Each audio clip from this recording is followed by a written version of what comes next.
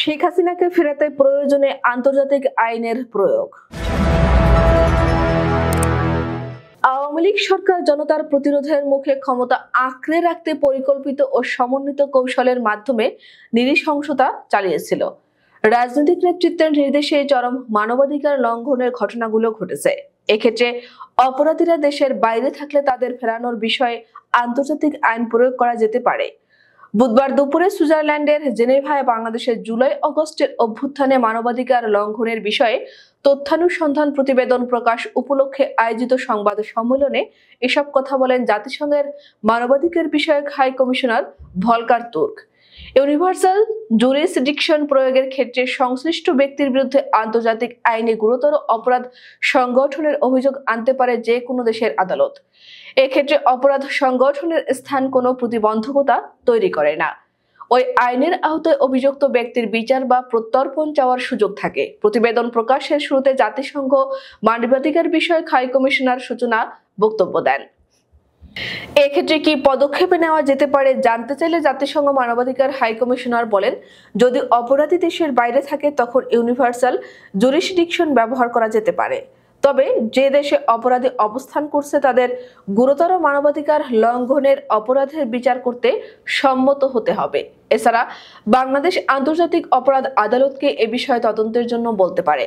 তবে তিনি মনে করেন, বাংলাদেশ ইতিমধ্যে জবাবদিহি নিশ্চিত করতে আন্তর্জাতিক অপরাধ ট্রাইব্যুনালে বিচার প্রক্রিয়া শুরু করেছে। অভ্যন্তরীণ বিচার প্রক্রিয়া সম্পন্ন করে আইসিসিতে যাওয়ার বিষয়টি বিবেচনায় রাখা যেতে পারে। তার মতে, দায়বদ্ধতা নিশ্চিত করার কাজ শুরু হয়েছে, অনেক মামলাও হয়েছে। এর মধ্যে বাংলাদেশের আন্তর্জাতিক অপরাধ ট্রাইব্যুনালেও মামলা হয়েছে।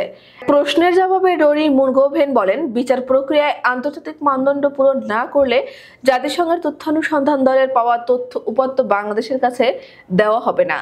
তবে আমরা প্রচুর তথ্য সংরক্ষণ করেছি। সর্বোচ্চ মান অনুযায়ী এসব সংরক্ষণ করা হচ্ছে, যাতে পরে ব্যবহার করা যায়।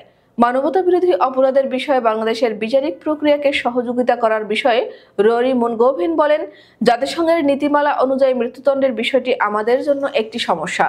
আমরা এমন বিচারের সহযোগিতা করতে পারি না যেটা মৃত্যুদণ্ডের দিকে নিয়ে যায়।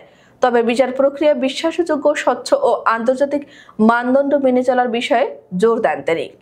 জাতিসংঘের মানবাধিকার বিষয়ক হাই কমিশনার ভলকার তুর্ক বলেন, আমরা যে সাক্ষ্য প্রমাণ পেয়েছি তাতে রাষ্ট্রীয় সহিংসতা এবং টার্গেট কিলিং এর এক উদ্বেগজনক চিত্র উঠে আসে, যা মানবাধিকার লঙ্ঘনের মধ্যে সবচেয়ে গুরুতর ও আন্তর্জাতিক অপরাধ। সাবেক ঊর্ধ্বতন কর্মকর্তা সহ অন্যান্য সূত্র জানায়, কিভাবে সাবেক প্রধানমন্ত্রী শেখ হাসিনা এবং অন্য কর্মকর্তারা অভিযানের নির্দেশনা ও তদারকি করেন। ফলে নিরাপত্তা বাহিনীর সদস্যরা বিক্ষোভকারীর উপর নির্বিচারে গুলি ও নির্যাতন করেছিল। এমন ঘটনাও ঘটেছে যেখানে আন্দোলনকারীর উপর একদম কাছ থেকে গুলি করা হয়েছে।